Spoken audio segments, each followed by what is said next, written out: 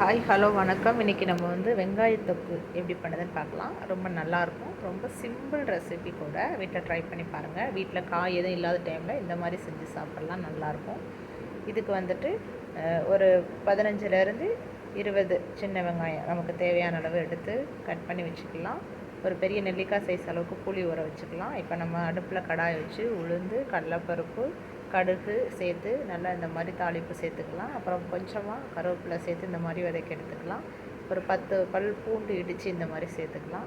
அப்புறம் நம்ம வச்சுருக்க சின்ன வெங்காயத்தை கொஞ்சம் குறைன்னு அரைச்சி இந்த மாதிரி சேர்த்து இந்த எண்ணெயோடையே கொஞ்சம் நல்லா வதக்கி எடுத்துக்கோங்க. நல்லாவே வதங்கணும், அப்போ தான் நமக்கு டேஸ்ட் வரும்.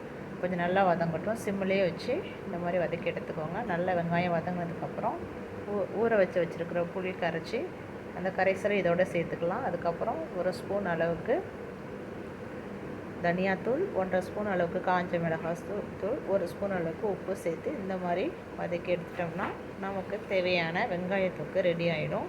ட்ரை பண்ணி பாருங்கள், ரொம்ப நல்லாயிருக்கும். சாதத்துக்கும் சாப்பிட்லாம், தோசை இட்லிக்கும் சாப்பிட்லாம். ரொம்பவே நல்லாயிருக்கும். ட்ரை பண்ணி பாருங்கள். சேனலை சப்ஸ்கிரைப் பண்ணாதவங்க பண்ணுங்கள். தேங்க்யூ ஃபார் வாட்சிங்.